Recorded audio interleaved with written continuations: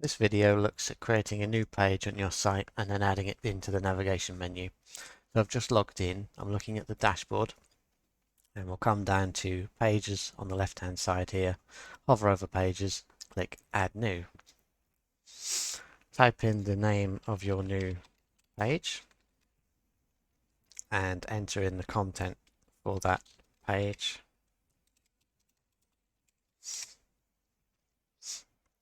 Once you've finished creating the page itself, we need to remember the title here that we called it, because we'll use that to put that into the navigation menu on the site. So once we're finished, we click onto Publish.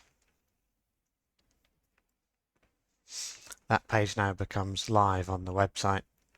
People can look at it via the address, but it doesn't add it onto the navigation menu, so we have to now go back and do that. So we click onto the name of our website at the top bar here. Visit the website, we can see it's not on the navigation menu. So we come into Edit Site, go into the site editor. We click onto the navigation bar until we see the plus sign at the end here to add a block. Sometimes it needs one or two clicks depending on quite where you click on the screen. But keep clicking till you see the plus sign, and then we can click on to add a block, and this now adds in an extra item into our menu, and we can now point that to our new page. So in this case, because I've only just created the page, it's come up on this menu here, and I can click directly onto this to have this link appear in this position.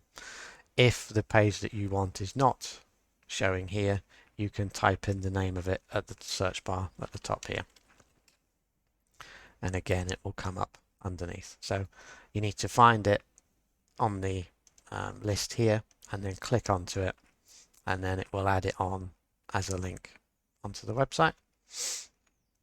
Once you've got that link there, you can move it left and right with these arrows on the toolbar. So you can position it on the toolbar if it's relevant.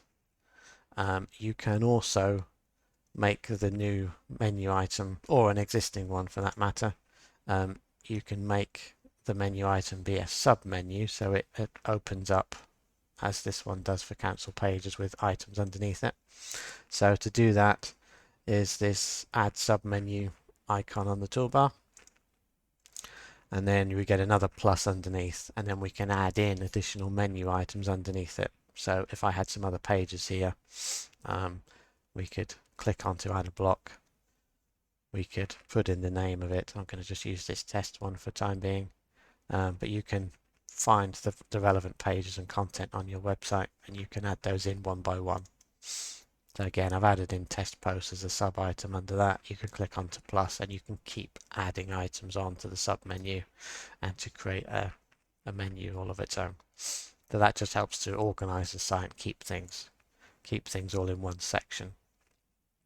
So once we're finished adding items in here, again, once they're in this sub menu, you've got an up and a down arrow, so you can reorder that sub menu as appropriate.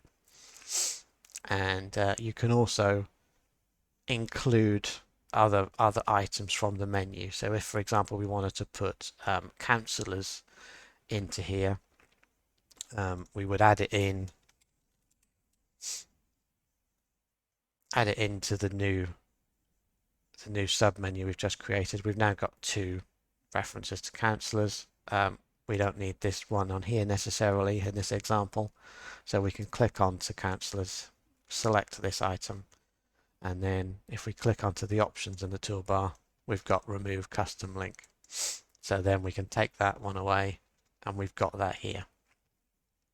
Again, if we wanted to add that to the top level again, we can just click onto the bar itself, get the plus, add another block, and put that back in.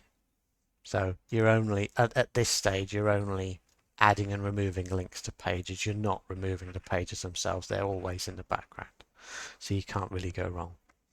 Once you're happy with the changes you've made to the menu, you can then click on save, top right, save again to confirm the changes. And then if we just click on the W at the top left to return back to the dashboard, and then finally click on the name of your site at the top bar here to go back to the website, and you can see that the menu's updated itself, and our test posts and councillors in this case is showing under elections 23. I hope that's been helpful.